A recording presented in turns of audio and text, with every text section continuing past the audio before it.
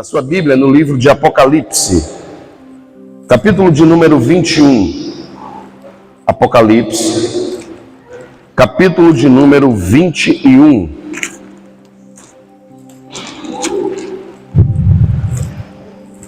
Apocalipse, capítulo 21.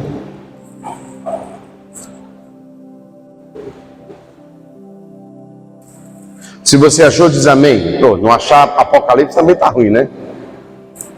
Capítulo 21, do verso 1 ao verso de número 8. Diz o texto: E vi novo céu e nova terra, pois o primeiro céu e a primeira terra passaram, e o mar já não existe. Vi também a cidade santa, Nova Jerusalém, que descia do céu, da parte de Deus, preparada como uma noiva enfeitada para o seu noivo.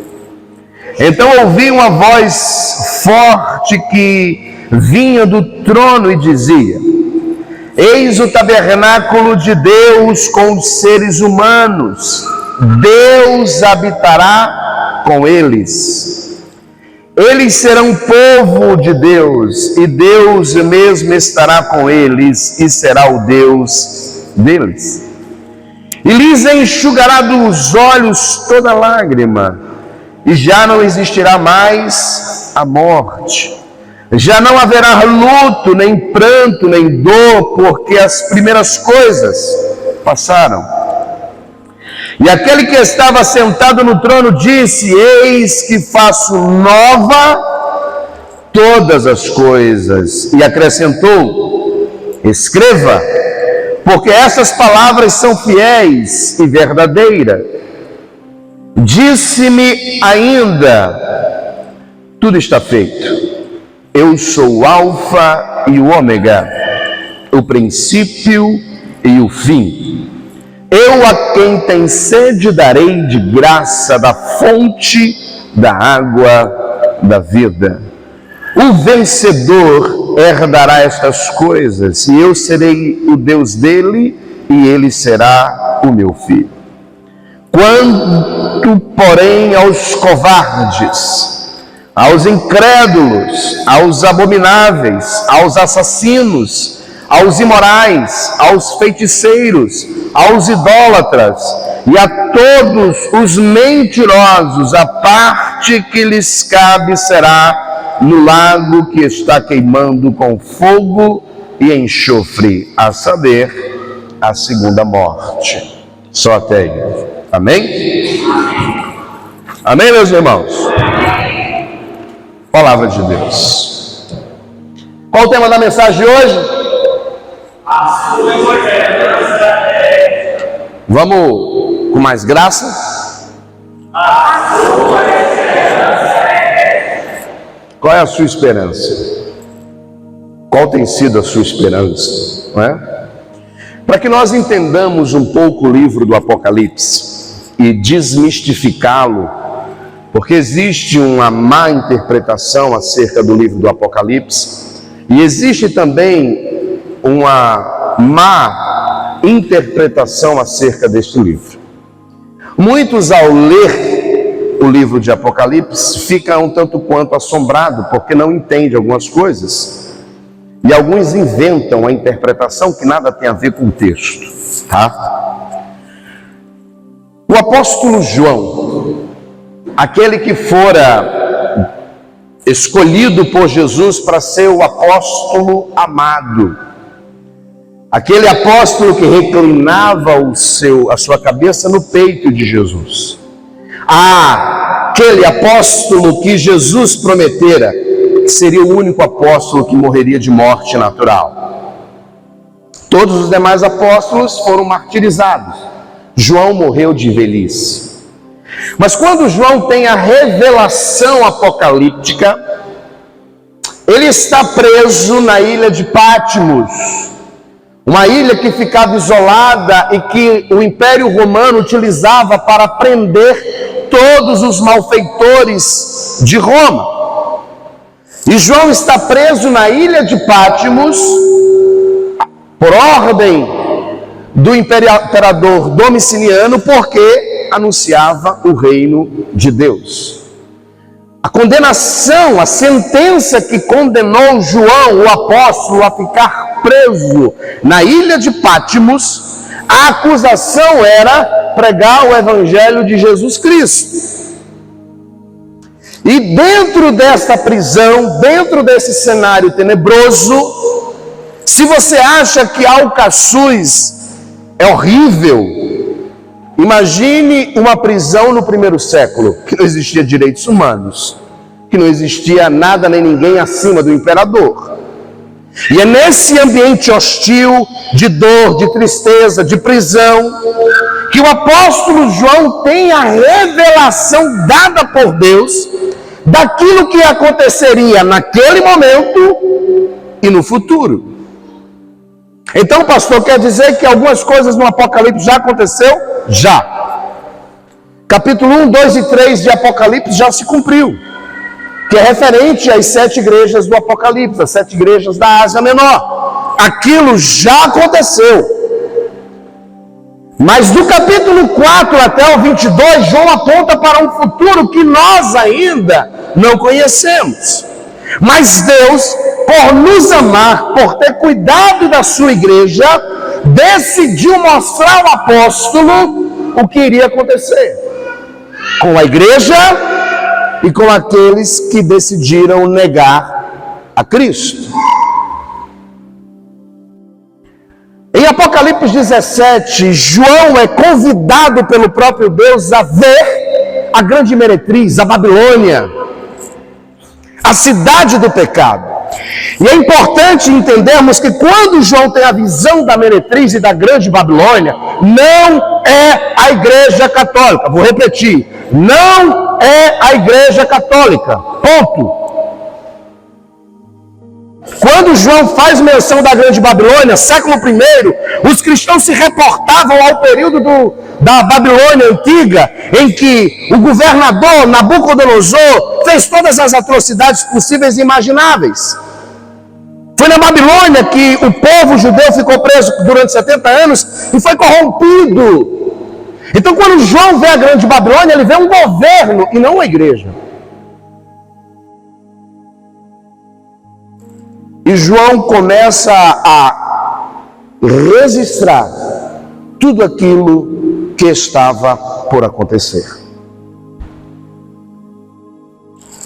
Pestes, pandemias, tristeza, dor, desolação, período tribulacional, a grande tribulação, o império do anticristo, o império da trindade satânica, o 666, o anticristo, o falso profeta e o filho da perdição.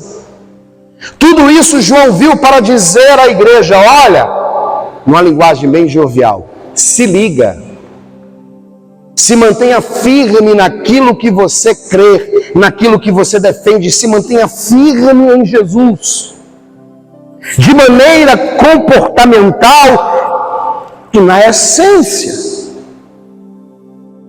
exalando de dentro para fora, que nós iremos mostrar a esse mundo pecaminoso que existe um povo diferente, chamado Igreja de Jesus.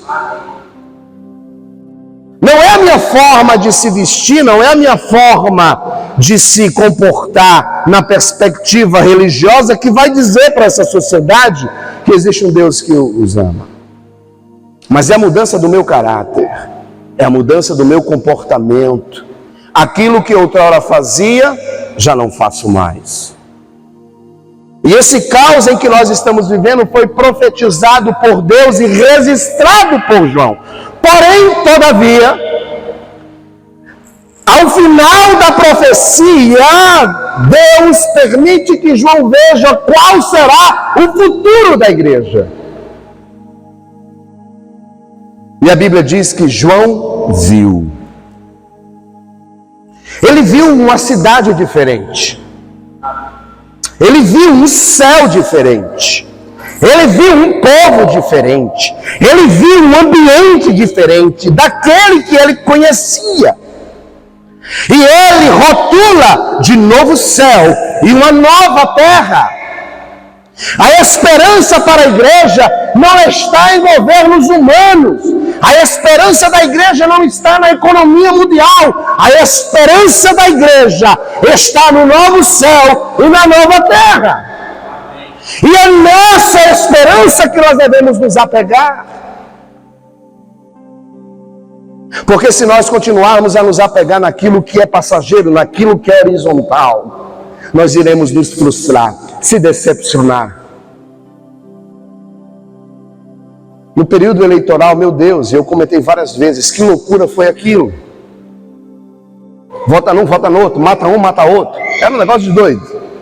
Como se a igreja depositasse em governo humano a sua esperança. João está dizendo, ei, eu não estou vendo o imperador Domiciano, eu não estou vendo esse louco, eu não estou vendo Roma, eu não estou vendo a Grécia, eu não estou vendo a Mesopotâmia, eu estou vendo um novo céu e uma nova terra que está preparada. Não será preparada, ela já está preparada para o povo de Deus. E é a isso que nós devemos nos apegar, meus queridos. Primeiro ponto de hoje. João viu, eu vi o quê? Vi um novo céu e uma nova terra, pois o primeiro céu e a primeira terra passaram e o mar já não existe mais. Vi também a cidade santa, a nova Jerusalém, que descia do céu da parte de Deus, ataivada como noiva adornada para o seu esposo. João viu aquilo que seria preparado para mim e para você. Ele viu um ambiente diferente, um ambiente sem pecado, um ambiente sem dor, um ambiente sem corrupção, um ambiente sem prostituição, um ambiente sem corrupção, um ambiente sem dor. Ele viu a nova Jerusalém. Essa é e sempre será a esperança da igreja. Nós estamos sendo condicionados, como filhos e filhas de Deus, a construir uma perspectiva de esperança naquilo que é passageiro. A esperança do meu filho, da minha filha, é passar no vestibular, no Enem. A esperança minha é passar no concurso público. A esperança minha é ter um bom casamento. A esperança minha é ter meus filhos restaurados. Não, queridos. Porque tudo isso é passageiro. Quando nós depositarmos a nossa esperança naquilo que é eterno, naquilo que ainda está por vir, quando nós tivermos a convicção plena que mesmo diante do caos, existe um lugar preparado para nós. E foi preparado pelo próprio Cristo. Lembra do Evangelho quando Jesus falava das grandes tribulações, capítulo 24 de Mateus e 25?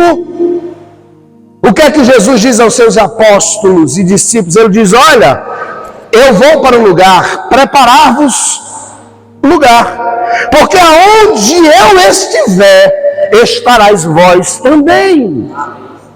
O lugar já está preparado, não será. O verbo não está no futuro, está no presente. Significa dizer, queridos, que se nós partimos hoje para a eternidade, já existe um lugar pronto, chamado a Nova Jerusalém, para mim e para você. C.S. Lewis, um dos grandes escritores cristãos, ele tem uma frase que eu cito no meu livro, ele diz, tudo aquilo que não é eterno, é eternamente inútil. Vou repetir, tudo aquilo que não é eterno é eternamente inútil. Nós estamos como igreja do Senhor se apegando àquilo que não é eterno, mas o Evangelho, os textos apostólicos e a carta do Apocalipse nos ensina a nos apegar naquilo que é eterno e não no que é passageiro. A beleza que vocês têm um dia vai passar. Esse cara bonito que hoje está pregando aqui, um dia vai ficar velho. Eu espero em Deus que fique. A beleza vai acabar. O vigor vai acabar. Mas a fé permanece. Quando nós temos a nossa vida depositada na eternidade, independente das circunstâncias, dos problemas ou das dificuldades, a fé permanece inabalável. E é essa a estrutura que Deus quer para nós. Porque Ele já preparou um lugar, filho. Ele já preparou um novo céu e uma nova terra. a glória de Deus habitava no Santo dos Santos, no tabernáculo e no templo antigo. E é por isso que não tem dificuldade de entender o Apocalipse. É só você ler a Bíblia. O apóstolo João faz menção da habitação de Deus. E qual era a habitação de Deus no Antigo Testamento? Tabernáculo e o templo de Salomão. Aí chega agora Deus e diz assim: eu vou habitar com vocês e vocês vão habitar comigo. Aonde? Na Nova Jerusalém, na Cidade Santa. Deus já prometeu, já está decretado, determinado que isso é uma realidade. A gente precisa apenas então somente crer e viver isso. E lembre-se, João teve essa revelação preso, injustamente, em um ambiente de dor. Segundo o historiador Flávio José, a ilha de Patmos nem água potável tinha. E foi nesse ambiente que João teve a graça de Deus de entender e ter a revelação do Apocalipse e registrar para mim e para você. Quando foi que você foi preso injustamente? Quando foi que você ficou numa cadeia injustamente? João estava lá, ele tinha todos os motivos para dizer assim: Deus me abandonou, vou desistir da fé, não tenho mais esperança, porque eu estou preso, porque eu estou pregando o evangelho, não tem mais sentido. Ele fez isso? Não. E tem um monte de crente no nosso tempo, que é o crente Nutella. Não pode levar um apertãozinho que já, vou sair da igreja, eu não vou mais para a igreja. Tudo bem, filho. Agora lembre-se que existe apenas e tão somente dois caminhos. E eu falei sobre isso domingo. É um largo e um espaçoso, estreitinho e apertadinho. Você decide em qual você quer entrar. Mas quando decidimos entrar no estreito, no apertadinho, nós veremos a glória de Deus, não mais manifestada como no Antigo Testamento, mas agora face a face. O livro de Jó, no capítulo 42 e no verso 2, Jó diz o seguinte: eu bem sei, Senhor, que nenhum dos teus planos podem ser frustrados. E no verso 5 ele diz: eu te conhecia de ouvir falar, mas hoje te contemplo face a face. E é assim que eu e você um dia estaremos diante de Deus. Nós estaremos vendo, visualizando a Shekinah de Deus. Deus vai brilhar sobre ele eternamente. João viu. João viu. Tudo aquilo que conhecemos passará. Tudo vai passar de maneira real, porque tudo está sendo renovado. Deus fará a redenção completa. A redenção completa. Pastor, e na cruz não foi feita ainda a redenção completa do homem, mas da criação não. Prova, pastor? Provo. Romanos 8, 22. Porque sabemos que a criação, a um só tempo, geme e suporta angústias até agora. A criação, o cosmo, geme pela sua redenção. Como assim, pastor? Antes do pecado, lá em Gênesis, não existia espinho, abrolhos, não existia nenhum tipo de plantação que gerasse dor na humanidade. É só você ler o texto, que depois do pecado Deus fez com que a terra produzisse cardos e abrolhos, espinhos.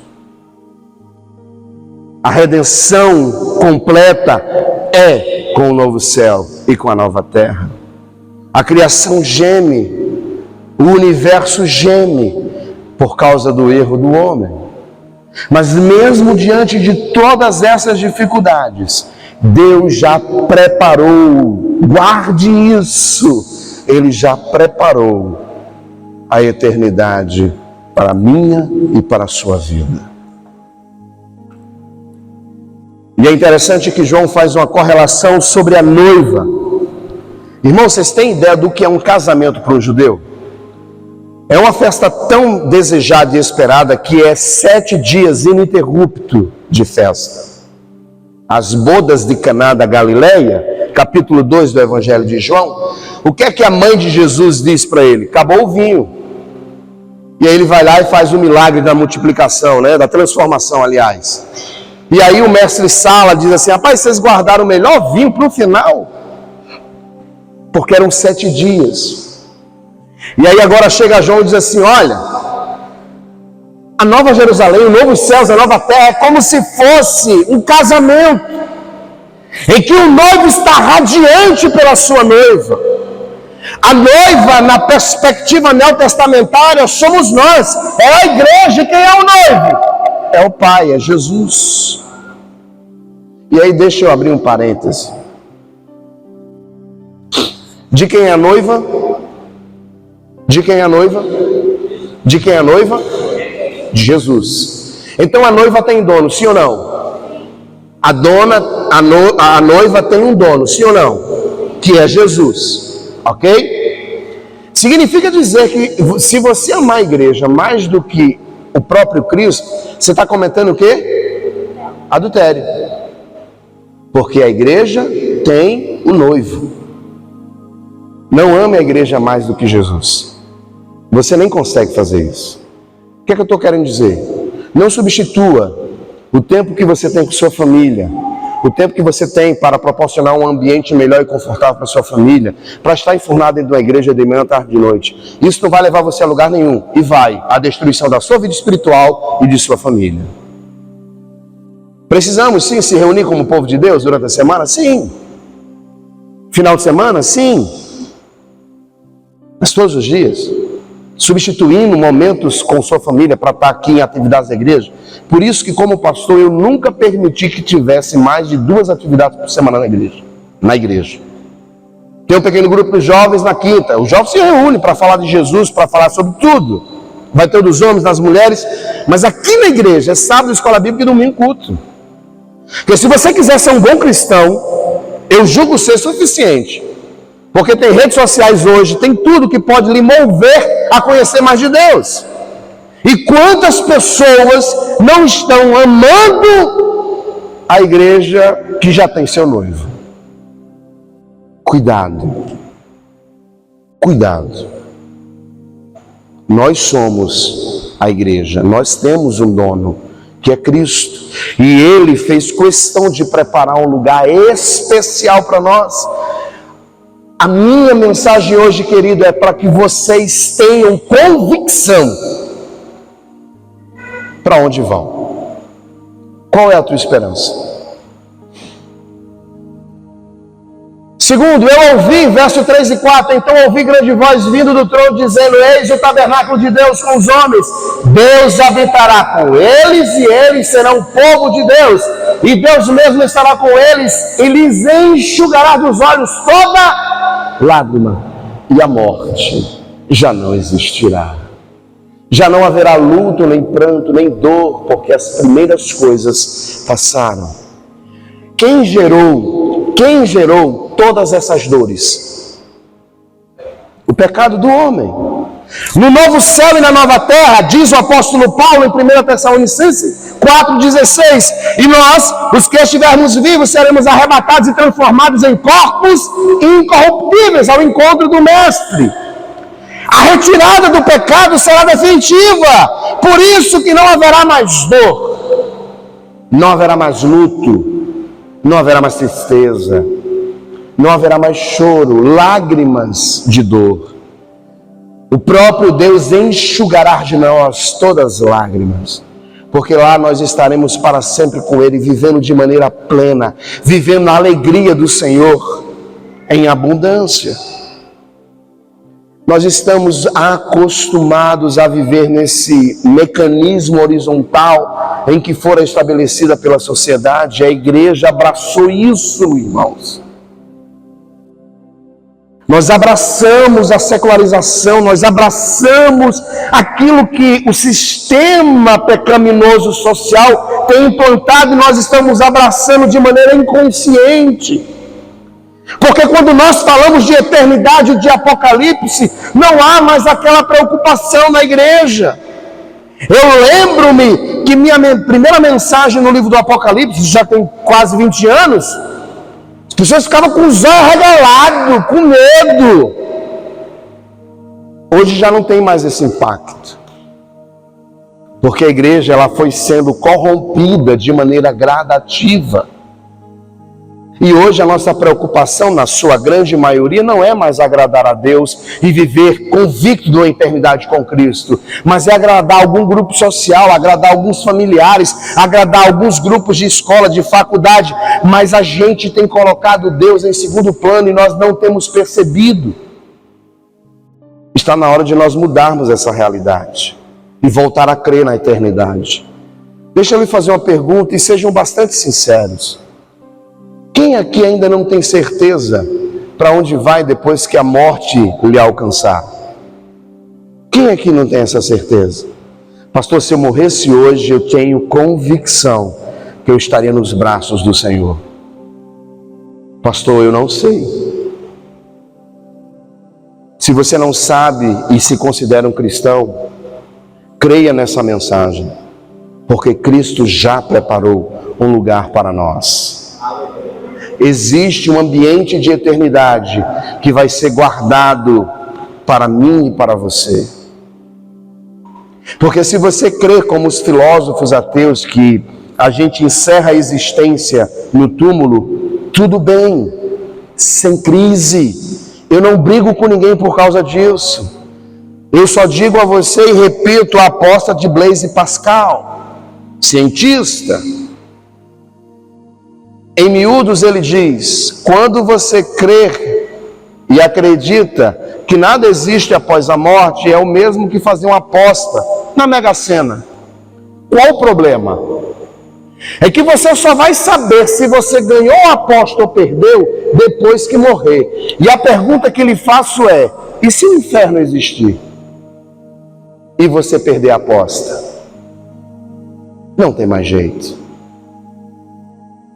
Por isso que é melhor nós crermos na existência de uma eternidade, viver para agradar a Deus, viver para fazer a vontade de Deus, e de maneira filosófica, e se isso não existir, eu teria vivido da melhor maneira possível aqui.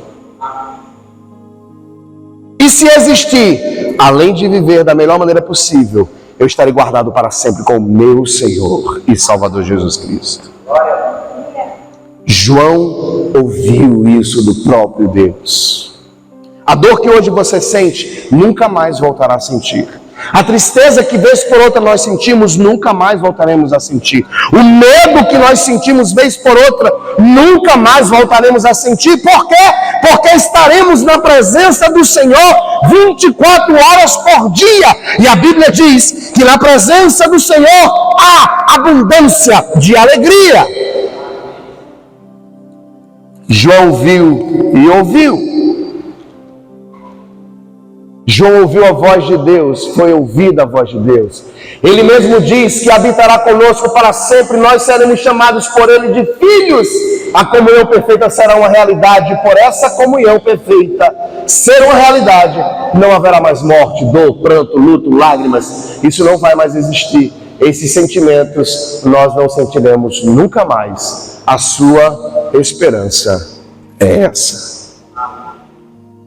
Essa deve ser a sua esperança. Terceiro, a promessa de Deus, versos 5 e 7. E aquele que está sentado no trono disse: eis que faço nova todas. Defina para mim todas. Todas é todas. As coisas, e acrescentou: escreve, porque estas palavras são fiéis e verdadeiras. Disse-me ainda: tudo está feito. Tudo está feito ou tudo será feito? Está no presente, professor de português está no presente? É pretérito que chama? É? Presente mesmo, é pretérito, é passado, não é assim? Está no presente, não está? Está ou não está? Significa o que é isso? Que já foi feito. Já está pronto o nosso lugar. Basta que nós tenhamos fé. Basta que eu e você creia e viva essa realidade. Essa é a nossa esperança. Essa é a esperança da igreja. Eu sou o alfa e o ômega, o princípio e o fim. Eu, a quem tem sede, darei de graça da fonte da água da vida. Irmãos, quem é bom de Bíblia aí? O que foi que Deus retirou do Éden quando Adão e Eva pecou? O que foi que Deus retirou do Éden quando Adão e Eva pecaram?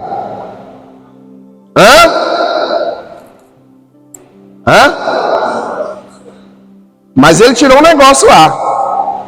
Não tirou? Não tinha um negócio que se eles bebessem ia ficar eterno? Sim ou não?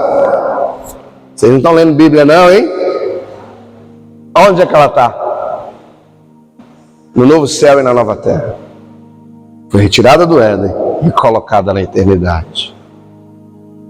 Percebe que não é difícil entender o Apocalipse? É só ler a Bíblia, completo. Porque quando Adão pecou, Deus disse assim: existe uma fonte da vida aqui, que se você tomar ela, você vai ser um pecador eterno. E não funciona. E Deus escondeu. A Bíblia diz que ele botou um anjo para proteger a fonte e depois retirou. E onde colocou? No novo céu e na nova terra. A promessa de Deus, ele diz que ele é o alfa e o ômega. Não são carros, tá bom? É a primeira e a última letra do alfabeto grego. Tá? O que isso significa, pastor? Que ele é o princípio e o fim. Ele é o começo e o fim de todas as coisas. E o fim existirá. Como o fim da existência humana é uma realidade, o fim do pecado também é uma realidade. Queridos, eu não quero ser sensacionalista, mas vocês estão acompanhando o que está acontecendo no mundo, sim ou não? O deserto do Irã estava alagado. Vocês viram isso? O deserto alagado. Está tudo estranho. A orla de Maceió aqui recuou tanto que as pessoas estavam quase entrando no meio do mar, andando. O mundo está dando os sinais. A natureza está dizendo: olha, o dono dele está voltando. E vocês estão crendo na eternidade ou não? Vocês acham que essa guerra entre a Rússia e a Ucrânia, que ninguém nem mais ouve falar, não terá consequências na humanidade? A Rússia deixou de fornecer gás para aquecer a Europa. Tem um monte de países se acabando em neve. E não tem como aquecer as residências. O imperador da Coreia do Norte já disse que tem um arsenal nuclear que pode estabelecer a Terceira Guerra Mundial. Vocês percebem que não é apenas uma questão ideológica política. Não, acabem com isso, irmãos. É o reino de Deus sendo posto. É Jesus dizendo que vem buscar a sua igreja. E a pergunta que ele nos faz hoje é: em quem vocês têm depositado a sua esperança? Isso tudo vai passar. A Bíblia diz: os céus e terra passarão, mas a palavra do Senhor permanece para sempre.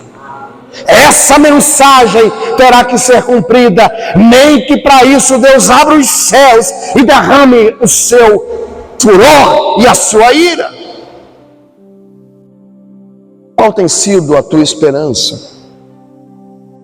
Em quem você tem crido? Qual tem sido a sua postura como filho e filha de Deus? Essa é a pergunta que Deus faz, e Ele continua dizendo: eu sou o alfa e o ômega, aquele que conclui esse projeto, dando a nós o seu melhor, seu Filho Jesus Cristo, e com o plano concluído nos dará o que retirou de Adão, a fonte da vida. Aleluia! Essa é a sua esperança, essa é a minha esperança. Eu tenho projetos e planos, sonhos, claro, e você deve ter também. Mas a minha esperança é essa aqui. Já estou ficando velho. Daqui a alguns dias vai que a morte diz assim: chegou a tua vez. E a gente está numa fila, você sabe disso, né? De maneira Inconsciente, nós estamos na fila. A gente não vive todo dia, a gente morre todos os dias. Tá? A gente está numa fila. E a qualquer momento pode chamar o teu número. E diferente da fila do banco, você não pode dizer assim, não, vai na minha frente, passa aí, a morte vai dizer, não, é você. E quando ela dizer assim, vim lhe buscar, o que é que você vai dizer? Estou pronto? Ou vai ficar com medo? E agora? Para onde eu vou? Sem convicção em Cristo, não há eternidade com Ele. Sem convicção na cruz, não há como encontrar-se com Cristo. A nossa esperança tem que ser essa, em nome de Jesus. Porque depois disso, vem o juízo de Deus. Nós estamos vivendo um tempo em que Deus é só amor, é só bondade. Deus é injusto porque causou o terremoto lá na Síria. Quem foi que disse que Deus é injusto? Aí eu pergunto a você, quem é você para dizer que o Eterno, o Soberano, o Criador dos céus e da terra é injusto? Qual é o seu princípio de justiça? Você acha que é o de Deus? Não chega nem perto. Porque o seu princípio de justiça, em algumas vezes, quando você se sente acuado, você nega o seu princípio de justiça para ficar melhor, para vencer uma batalha. Com Deus, não. Justiça é justiça. E a justiça dele não falha. Existe um texto do profeta Naum, capítulo 1 e o verso 3, que eu guardo no meu coração, que ele diz assim: Deus é tardio em irar-se, mas justo em sua justiça, e jamais deixa o culpado por inocente. Você pode até achar que Deus está demorando, mas Ele não está. As catástrofes que nós estamos vivendo, boa parte dela foi provocada pela própria humanidade. Outras é o cumprimento da profecia. O mesmo Deus que permitiu o terremoto foi o mesmo Deus que salvou uma criança de 1 ano que ficou presa nos escombros durante 7 dias quase. É o mesmo Deus. É o mesmo Deus. Justiça foi o que Ele fez por mim e por você, quando Ele permitiu que o Filho dele passasse pela via dolorosa, com a cruz pendurado, humilhado, todo dilacerado, subiu ao Monte Gólgota, foi pendurado de maneira inocente com 2 criminosos e ainda disse: Pai, perdoa porque eles não sabem o que faz. Isso é justiça de Deus. E você crê nela, sim ou não?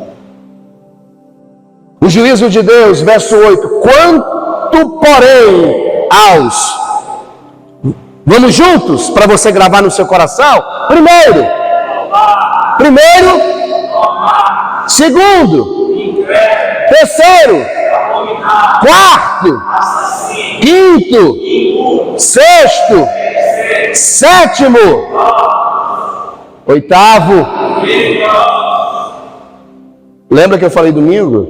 Se você vive uma vida de mentira, você nunca conheceu Deus, porque nem no céu você estará. E o que é que o texto afirma? Juízo de Deus.